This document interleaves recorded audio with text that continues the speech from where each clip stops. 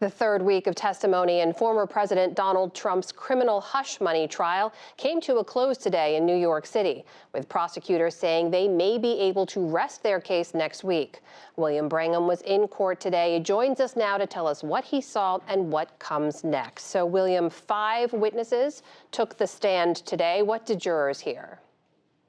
Jurors heard a procession of witnesses talking about some very granular bits of evidence, like how checks were sent from the Trump Organization in New York City down to the White House and how they got signed by President Trump and then sent back to New York, how cell phone calls and text messages are recorded and authenticated both by prosecutors and by cell phone companies.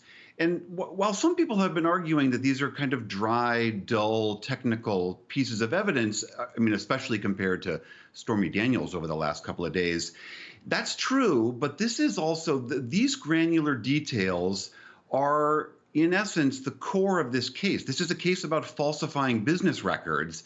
And so those quotidian details are important, and they will be in some way what this case lives and dies on.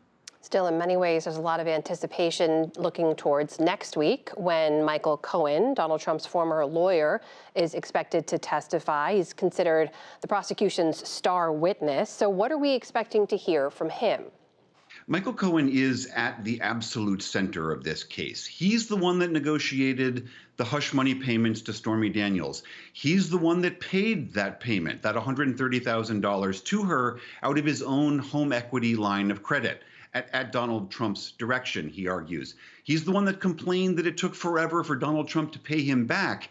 And most centrally, he is the one that argues that Trump and a few of his associates were central to this scheme of masking those repayments as more mundane legal fees. So he is right at the core. So his testimony will be huge. At the same time, William, I think it's fair to say he's not considered an ideal witness by any stretch. He does bring a lot of baggage with him. How could that impact the case? No, he is as problematic a witness for the prosecution as you can imagine. Just to recap, he has pled guilty to tax fraud, to bank fraud, to lying to Congress. He's pled guilty to campaign finance violations, which are a central part of this case. His credibility has been attacked and will continue to be.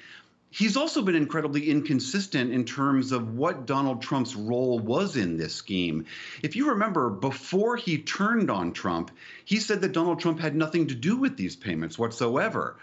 And he's also made it very, very clear that he absolutely hates the former president and would love to see him go to jail. So that makes it very hard for the prosecution to put him forward. The challenge for them, for the prosecutors, is hopefully, to their case, they have built enough evidence from witnesses, documents, other records that supports the story that Michael Cohen is telling, so that even if jurors think Michael Cohen can't be trusted, he is at least supported by this architecture of all this other evidence that they've been laying out over the last few weeks, and that will be central to their case. Whether that works or not, that's still to be determined, and we'll start to see that on Monday. All right, be another week to watch in that trial. William Brangham reporting from New York. William, thank you. Thanks, Amna.